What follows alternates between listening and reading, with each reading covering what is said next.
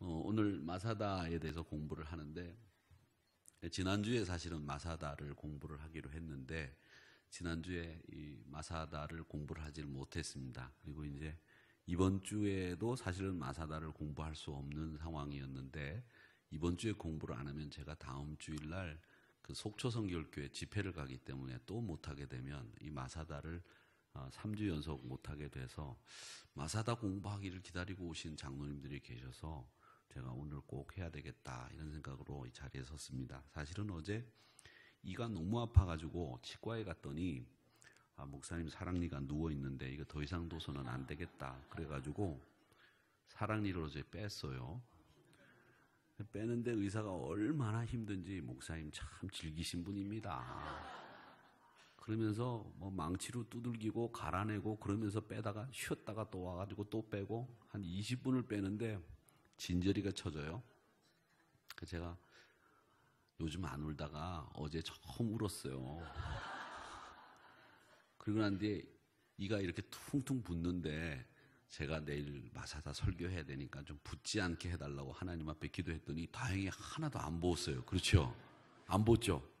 어저께 사랑니 그렇게 애써서 뽑은 것 치고는 이게 이렇게 되면 그래도 흉하니까 못 쓰게 될 텐데 말도 하게 되고, 아침에 갔더니 목사님이 기도해서 이렇게 된 것 같다고, 오늘 설교해도 될 것 같다고 그래서 제가 할렐루야 그러면서 와서 지금 섰습니다. 할렐루야죠?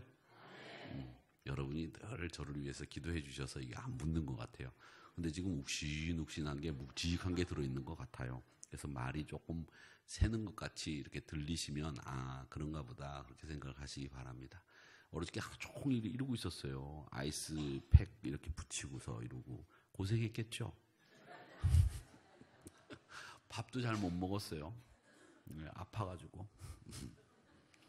나중에 끝나면 위로해 주세요. 마사다는 히브리어로 산악의 요새라는 뜻입니다. 그리고 또 다른 뜻은 권면한다 이런 뜻을 가지고 있는 말이 마사다인데, 사해 옆에 보면 여러분 보시는 이 사해 염해가 보이죠? 그 옆에 마사다가 있습니다. 그리고 저 마사다에서 한 10시 정도 방향으로 가면 엔게디라고 보이죠? 저 엔게디는 이 근처에서 유일하게 물이 나오는 데입니다. 그래서 이 엔게디가 있고, 이 엔게디는 동굴이 있어가지고 사울이 거기서 잠을 자다가 다윗한테 죽일 뻔했죠. 근데 다윗이 죽이질 않았죠. 그 동굴이 엔게디입니다. 그러니까 여기 유대 광야에 있는 데서 그런 일들이 벌어진 거죠. 마사다가 이렇게 있는데 사해 지역에 이렇게 우뚝 솟아 있습니다. 위에서 이거는 찍은 사진인데 저 밑으로 보면 이렇게 광야들이 이렇게 보이죠. 우뚝 솟아있는. 근데 제가 지난주에 유대 역사가인 요세푸스라는 사람을 이야기를 했는데, 이 사람이 마사다에 대해서 굉장히 자세하게 기록을 해두었어요. 근데 이 요세푸스라고 하는 사람이 이스라엘 유대인인데 불구하고 그러니까 민족을 배반했죠. 민족을 배반하고 로마 장교가 됩니다. 그래서 마사다에 관한 기록은 이 요세푸스의 이야기는 신빙성이 좀 없다 이렇게 판단들을 고고학자들이나 성경학자들이 했거든요. 그러니까 이스라엘 입장에서 쓸 리가 없다. 로마군으로 로마 장교로 그러니까 이적을 위해서, 다른 적을 위해서 이로운 일을 했기 때문에 마사다의 기록이 정확하지 않을 거다 이렇게 생각을 했는데, 이 마사다 근처를 아랍 사람들은 아스사바라고 해서 저주받은 땅이라고 부릅니다. 그래서 그 저주받은 땅에 기묘하게 생긴 바위산이 있는데, 그 산이 사람들에게 관심을 받게 되면서 역사책에 나오는 이 마사다라고 하는 곳이 그곳인가 이런 생각을 하면서 결국 1838년 정도 돼서 이 야딘이라고 하는 사람이 그 마사다를 발굴하게 됩니다.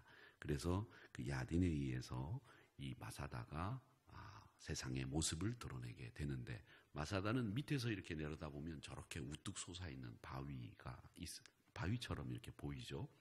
그 앞에 있는 나무들은 이스라엘 광야에서 자라는 시딤 나무들입니다. 시딤 나무들이 저렇게 생겼어요.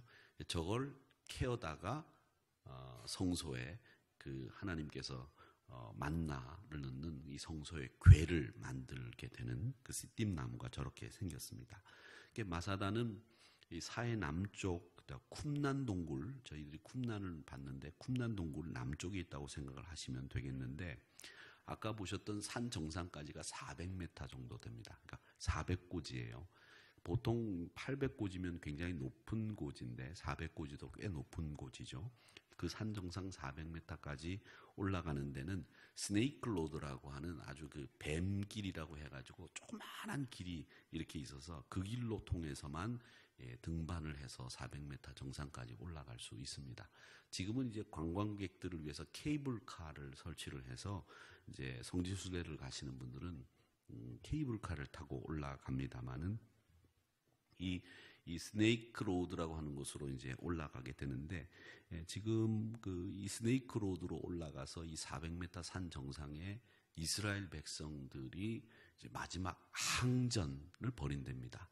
우리나라도 그 몽골이 쳐들어왔을 때 삼별초라고 하는 거 들어보셨어요? 역사 공부하신 분들은 기억나시죠? 삼별초.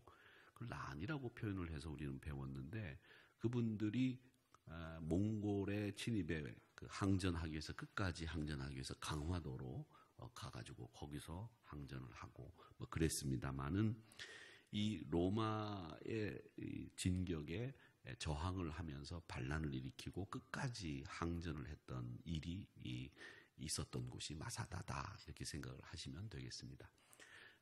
예수님이 돌아가시고 주후 66년에 로마가 이스라엘을 완전히 정말 돌 위에 돌 하나 남겨놓지 않고 다 폐허로 만들면서 멸망을 시켜버립니다. 모든 회당 건축물 다 그야말로 초토화돼 버립니다. 폐허가 돼 버립니다. 예루살렘 성전도 파괴되는데, 이게 프란체스코 하이즈라고 하는 화가가 그린 그림인데, 이 완전히 로마에 의해서 이스라엘 예루살렘이 완전히 초토화되고 다 죽습니다. 거의 다 죽어요. 그래서 지금도 이스라엘 사람들은 그날을 기억하고 그날을 공휴일로 정해놨습니다. 그날을 티샤바브라고 그렇게 부릅니다. 티샤바브라고 나라가 패망한 날이라고 부릅니다. 우리나라도 8월 28일이 일제에 합병당한 날이라고 그래서 그날을 국치일로 기억을 하고 있는데, 많은 분들이 국치일로 기억을 하고만 있지 또 기억도 요즘은 안 하죠. 공휴일로 지키질 않는데 이스라엘 사람들은 이날을 공휴일로 지키고 있습니다. 근데 이렇게 예루살렘이 완전히 초토화될 때에 소수의 몇 명 이스라엘 사람들이 예루살렘을 탈출을 해서 마사다까지 올라가게 됩니다. 그래서 이 마사다에 들어가서 로마를 향한 항쟁을 거듭을 하는데, 이곳은 헤롯 대왕이 자신의 이 암살을 하는 사람들을 향해서 자기를 보호하기 위한 헤롯 궁전을 만들어 놓은 것이고, 또 이 보호할 군사들이, 자기를 보호할 군사들이 먹고 입을 충분한 양의 물자와 무기들을 저장할 창고가 이 마사다 창고라고 해서 저 산 위에 저렇게 있습니다. 이 마사다 창고를 이렇게 헤롯 대왕이 만들어 놨는데, 헤롯 대왕이 누구냐면, 헤롯이 여러 명이 있는데 헤롯 대왕 그러면 그 사람은 예수님이 태어날 당시 어린아이, 2살 이하의 어린아이들을 죽이라고 명령했던 사람을 헤롯 대왕이라고 부릅니다. 근데 이 헤롯 대왕이 왜 대왕이라고 부르냐면, 이스라엘 사람들은 지금 이스라엘에 가보면 남아있는 건축물들을 거의 대부분 누가 건축했느냐면 헤롯 대왕이 건축을 한 겁니다. 이 마사다도 헤롯 대왕이 저 앞에 궁궐도, 그리고 물자를 저장해두는 창고도 헤롯 대왕이 만들어 놓은 겁니다. 근데 이 산 위가 400m 산 위니까 물이 없을 것 같아 보이잖아요. 그리고 저 위에 보면 사람이 살 수 없을 것처럼 보입니다. 밑에서 보면. 그리고 밑에서 보면 저 위에서 사람들이 견딜 수 있을까 생각할 그 정도죠. 아까 여러분들 사진 보셨지만. 근데 위에 올라가 보면 완전히 도시예요. 그리고 제일 문제가 뭐냐면, 여기서 살아갈 수 있는 제일 큰 문제가 물입니다. 물. 근데 저 산꼭대기 위에 물이 있겠어요? 없겠어요? 물이 없죠. 나오질 않죠. 그런데 기묘하게 여기에 물탱크가 4개가 있어요. 근데 물탱크 크기가 이만합니다. 사람이 조만해요. 근데 저게 물탱크가 저런 게 4개가 있어요. 이게 한 10,000톤 정도 들어간다고 하는데 이게 4만 톤 정도 되는 물탱크가 저 산 위에 있어요.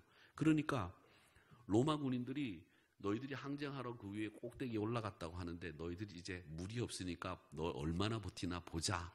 그리고 그 마사다를 싹 에워쌌어요. 근데 이 사람들이 내려오질 않는 거예요. 물이 없는데도 안 와. 물 구하러 내려오지도 않고. 그리고 로마 군인들은 물을 떠러 어디로 갔다 오냐면 그 아까 마사다 진친 데서 아까 보셨던 엔게디까지 가서 물을 길러 와야 돼요. 근데 로마 군인들은 엔게디 가서 물을 길러 오는데 마사다 위에 있는 친구들은 그 위에서 목욕을 하는 거야. 보면서 야, 너 그러니까 로마 군인들이 정말 이 좀 안 좋은 말로 얘기하면 환장하는 거지. 자기들은 지금 에워싸고 포위를 하고 자기들은 지금 진격할 준비를 하고 있는데 저 위에서는 아니 먹을 물도 없을 사람들이 목욕을 한단 말이야. 그게 이해가 안 되는 거죠. 그런데 이 안에 이런 물탱크가 4개나 있는 줄 로마 군인들은 몰랐던 거예요. 그래서 이 로마 군인들과 4년 동안요 위에서 항쟁을 벌이면서 끝까지 남게 되고 나중에 결국 항복을 하지 않죠. 항복을 하지 않는데 이 마사도로 피한 사람들이 960명 정도 됐다고 합니다. 근데 거기 지도자가 누구냐면 엘리에젤 벤 야이르, 그것도 야르 뭐 이렇게 얘기하는 사람이었는데 이 사람이 열심당원이었습니다. 여러분 열심당원을 성경에서 보셔서 아실 겁니다. 이 열심당원이라고 하는 사람들을 젤롯당이라고도 얘기합니다. 젤롯. 근데 이 젤롯이라고 하는 말이 나중에 발전이 돼서 jealousy라고 하는 말로 질투라고 하는 말로 변형이 돼서 나중에 이 열심이라고 하는 말이 질투라는 말로 변형됐다 이렇게 얘기하는 분들도 계신데 왜 질투라는 건 누구를 좋아하고 열심을 내니까 질투하게 되는 거죠. 관심 없으면 질투 안 하잖아요. 그렇죠? 그렇잖아요. 여러분들은 질투를 안 해보셨으니까 잘 모르시겠지만 저는 질투를 해봐서 알아요. 질투를 하는 건 그 사람에 대한 열심이 있기 때문에 나보다 그 사람을 더 좋아하는 사람이 있으면 막 그 사람을 질투하는 거죠. 그게 열심당원의 그 어느 원어가 그렇다고 합니다. 근데 이 사람들이 열심당원들이 어떤 사람들이냐면 폭력이나 무력을 통해서 로마로부터 해방을 이루어야 된다고 생각하는 사람들이 열심당원들이에요. 그래서 이 사람들은 이 무력이나 폭력을 씁니다. 로마 군인들을 만나면 죽여요.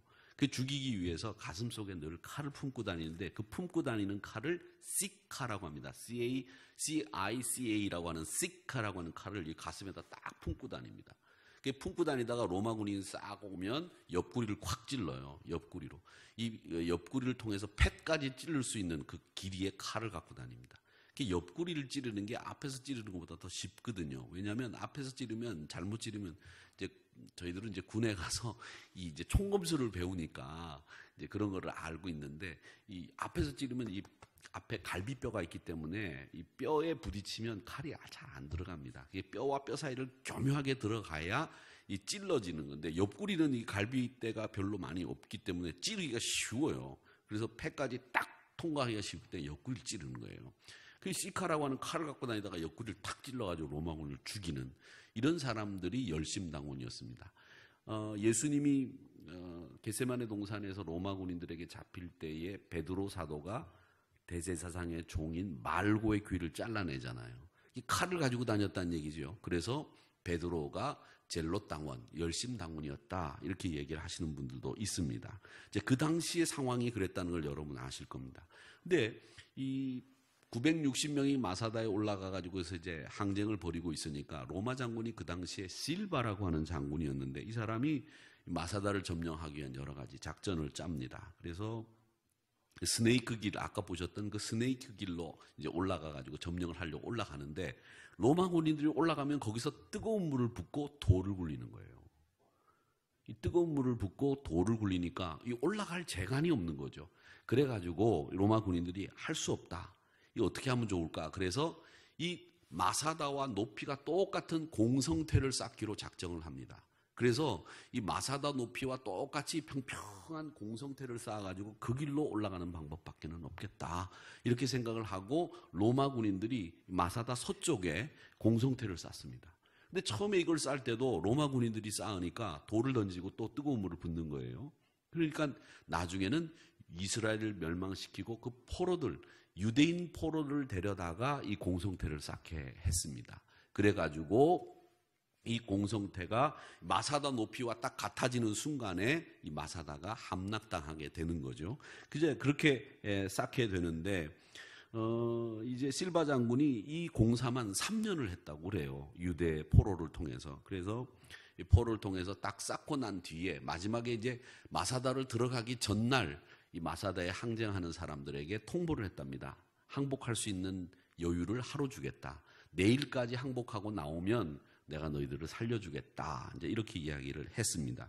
그런데 이 마사다에 들어가 보니까 새벽에 이제 그날 하루를 여유를 주고 새벽에 이 실바 장군이 군사를 이끌고 이 싸운 공성태를 통해서 서쪽 벽을 넘어서 마사다에 들어가 보니까 아무런 사람도 없고 항쟁도 없고 조용한 거예요. 그래가지고 이 어떻게 된 일인가라고 하고 보니까 한쪽에 이 사람들이 다 자결을 하고 죽어 있었다라고 하는 겁니다. 그러면 그때 무슨 일이 있었느냐라고 하면 항복을 하루 앞둔 그날 이 마사다 정상에서 아까 말씀드린 벤 야일이라고 하는 사람이 지도자였는데 열심당원이었는데 이 사람이 960명을 다 모아놓고 연설을 합니다. 여러분, 우리가 지금까지 잘 싸워왔고 이제 3년을 지나서 4년까지 견뎠는데 이제 로마 군인이 저 공성태를 쌓아서 내리면 이제 이 안에 들어옵니다. 우리가 선택할 수 있는 건 세 가지입니다. 하나는 로마 군인이 쳐들어오면 순순히 항복하는 겁니다. 그렇게 되면 남자들은 로마로 끌려가고 여자들은 능멸을 당하고 아이들은 고통 속에 살 것입니다. 이게 선택 방법 첫째. 둘째는 로마군과 끝까지 싸우다가 죽는 겁니다. 그런데 우리가 로마군을 이길 방법 없습니다. 이게 두 번째 방법, 끝까지 싸우는 것. 세 번째는 우리가 자유의 몸이지 않습니까? 야훼 하나님을 섬기는 사람들 아닙니까? 그런데 우리가 이 순간 목숨을 끊으면 영원히 자유인으로 남아서 먼 훗날 우리 후손들에게, 우리는 로마 군인들에게 결코 항복하지 않았다라고 하는 소리를 듣게 될 겁니다. 그러니까 우리가 이제 여기서 모두 함께 항복하지 않고 영원히 자유인으로 남읍시다. 이렇게 벤 야이르가 960명 앞에서 연설을 하고 거기서 유대법에 의하면 자기 스스로 목숨을 끊으면 그건 죄악이거든요. 그러니까 거기서 제비를 뽑아서 10명을 추립니다. 10명을 추려서 그 10명이 960명, 그러니까 960명에서 10명을 추리니까 950명이겠죠. 그러니까 한 95명 정도 되는 사람들을 이 10명이 다 죽이고 나머지 3사람만 남겨놓는다고 하죠. 그건 끝까지 이 이야기를 후손에게 전해줘야 될 목격자로 남겨두고 나머지는 다 죽이고 나머지 10명도 스스로 자기들이 낭떠러지였는지 자기 스스로 서로 죽이는, 나머지 10명들도 자기가 자기 목숨을 끊는 게 아니라 서로 죽이는, 동시에 칼로 찌르면서 이렇게 죽이도록 해서 결국 이 로마에게 항복을 하지 않고 결코 항복하지 않는 자유인으로 남았다라고 하는 겁니다. 그래서 지금도 유대인들은, 이스라엘 사람들은 군대에 들어가면 제일 먼저 이 군인들이 훈련을 끝나면 이제 임관이나 혹은 계급장을 받기 전에 이렇게 스네이크 로드를 통해서 마사다에 올라가서 그곳에서 우리는 항복하지 않은 유대인이라고 하는 자긍심으로 마지막 정신무장을 합니다. 그리고 이제 저 다음 사진을 여러분 보실 텐데 이거는 이 공성태를 통해서 로마 군인들이 이렇게 마사다 안을 향해서 이렇게 공격하는 이 공격용 돌이었다고 하는데 아직도 이렇게 남아 있습니다. 이곳 마사다에 발굴된 유적 가운데에서는 이 헤롯 대왕의 유적, 궁궐이 많이 있습니다. 궁궐이 있는데 한번 다음 사진 보여주시죠. 이곳이 어디냐면 960명의 시신들이 발견된 장소입니다. 여기서 960명이 10명에 의해서 죽고 그 10명도 서로 죽이는 그런 것을 여기서 마지막을 했던 곳입니다. 근데 이제 다음 사진 한번 보여주시죠. 위에서 이렇게 보면 요 사진 말고 그 다음 사진 한번 보여주시죠. 네, 요 사진 보면 요게 이 마사다 맨 앞 북쪽입니다. 이게 헤롯이 지은 궁궐이에요. 그런데 이 궁궐에 외국 사신들이나 신하들을 불러다가 파티를 엽니다. 근데 파티를 여는데 이 오르락내리락 하는 길이 굉장히 가팔라요. 그리고 자칫 발을 헛디디면 죽습니다. 그러니까 여기서 파티를 하고 난 뒤에는 어떻게 해야 되느냐? 기어다녀야 돼요. 안 기면 죽습니다. 그러니까 이 사람들이 파티가 다 끝나고 난 뒤에 술을 잔뜩 먹고 막 좋아가지고 즐거워하다가 움직이려면 기어야 되잖아요. 그러니까 그때 뭐라고 그러냐면, 야, 헤롯이 위대한 대왕이긴 대왕이다. 우리를 술 먹고 이렇게 기계하다니. 이 기계할 수 있는 사람은 헤롯 대왕밖에 없다. 그렇게 얘기한 이야기들을 했다고 합니다. 이렇게 생겼어요. 그 앞이. 저 전사진 한번 보여주시죠. 이게 이 뒤쪽, 그러니까 왼쪽 뒤에서 앞을 이렇게 바라본 사진입니다. 아까 그 조금 전에 본 사진은 앞에서 이렇게 찍은 사진이고, 그 앞에서 이렇게 보면 예루살렘이 보여요. 그 예루살렘에서 무슨 일이 생기면 전령이 말을 타고 깃발을 들고 막 오면 예루살렘에서 무슨 일이 생겼는지를 알 수 있는 곳이 바로 이 마사다라고 하는 곳입니다.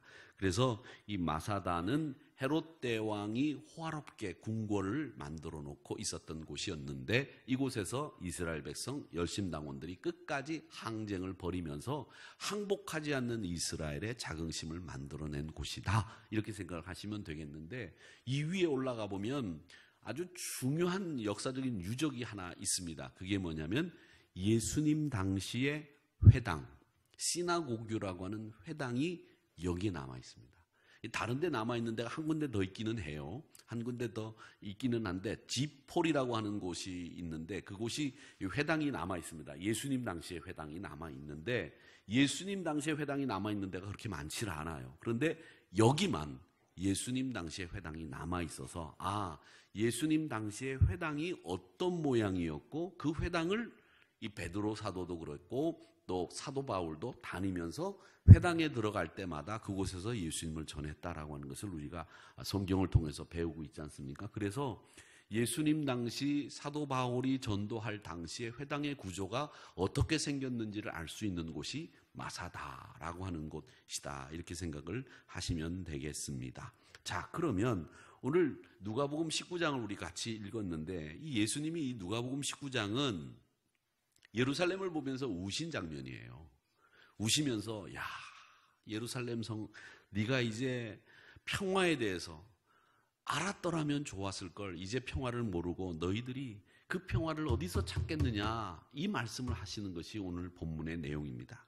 예수님이 이제 십자가 지시기 위해서 예루살렘으로 들어가시다가 예루살렘을 보시고 그 얘기를 하시는 거예요. 그 얘기를 하시는데, 예루살렘이라고 하는 말 자체가 어떤 뜻입니까? 평화의 도시라는 거예요. City of Peace라고 하는 뜻이에요. 평화의 도성이라는 뜻이거든요. 그런데 그 성 안에는 진짜 평화가 없다는 거예요. 그래서 평화를 원하면서도 평화를 뭔지 모르는 그 사람들을 향해서 예수님이 우시면서, 야, 너희들이 평화를 알았더라면 이렇게 되지는 않았을 텐데, 너희들이 이제 돌 위에 돌 하나 남지 않고 모든 것이 다 사라지는 날이 온다, 이런 이야기를 하시는 겁니다. 근데 그 근본 원인은 뭐냐면, 이스라엘 사람들은 정치 문제, 경제 문제만 해결되면 우리가 평화를 누릴 수 있다고 생각한 거예요. 누군가 힘 있는 지도자가 나타나서 로마 제국으로부터 군사적으로, 경제적으로 승리하고 풍요로움을 누리게 되면 우리는 세계를 호령하는 나라가 될 수 있다, 이렇게 생각한 것이 이스라엘 사람들이 잘못 생각한 거죠. 그러면 평화가 온다고 생각한 거예요. 그런데 평화가 이루어지지 않는 거죠. 하나님의 진정한 평화라고 하는 것은 뭐냐? 우리 인간이 하나님을 불신하고 경제적인 풍요로움만 누린다고 우리가 평화를 누릴 수 있느냐? 아니라는 거예요. 하나님을 믿고 경제적인 풍요로움보다 우리 마음의 풍요로움이 중요하고, 내가 하나님이 우리에게 원하시는 평화가 무엇인지를 깨닫고 사는 것, 자유함을 얻는 것, 진리 안에 사는 것, 이게 진짜 평화라는 것을 예수님이 말씀하시고 있었다는 건데, 그걸 예루살렘이 몰랐다는 거죠. 그래서 야, 너희들이 평화에 대해서 너무나 모르는구나, 이렇게 말씀하시면서 마태복음 23장 38절의 말씀에 보면, 보라, 너희 집이 황폐하여 버려진 바 되리라, 이렇게 말씀을 하셨고, 오늘 43절 말씀에 보면 뭐라고 얘기합니까? 그날이 이를 때면 네 원수들이 토둔을 쌓고 너를 둘러 사면으로 가두고, 이게 마사다에서 그대로 이루어지지 않습니까? 토성을 쌓아가지고 로마군이 들어오는 이 토둔을 쌓는 일이 생기게 됐다라고 하는 겁니다. 그래서 예수님이 그 예루살렘 성을 보시면서 41절 말씀에 보면 뭐라고 되어 있느냐면, 그 성에 가까이 오셔서 우셨다라고 되어 있어요. 근데 우리도 우는 것에 대해서 여러 가지 표현들이 있죠. 그렇죠?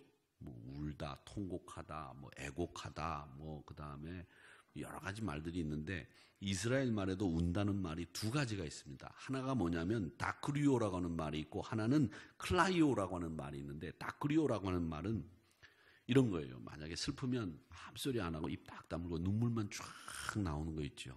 그게 다크리오예요. 눈물만 쫙 나오는 거. 근데 클라이오라고 하는 말은 말 그대로 소리를 막 내면서 우는 거죠. 소리를 내면서 우는 거예요. 그게 클라이오라고 하는 겁니다. 왜? 요즘에는 이제 뭐 장례식이 이제 그렇게 우시는 분들이 별로 없어요. 근데 제가 처음 목회를 할 때만 해도 장례식장에 가보면 꼭 그렇게 우시는 분들이 계셨어요. 뭐 이제 하관 할 때쯤 돼가지고 하관 막 내리면 오빠 그러면서 막 와고 거기서 뒹굴고 말이죠. 그런 분 계셨다고요. 옛날에. 지금도 계시는지 모르겠는데 요즘엔 그냥 화장하고 막 그러고 말니까 그렇지만 그게 바로 클라이오입니다. 예수님이 그냥 우신 게 아니라 소리를 지르면서 꺽꺽 우신 거예요.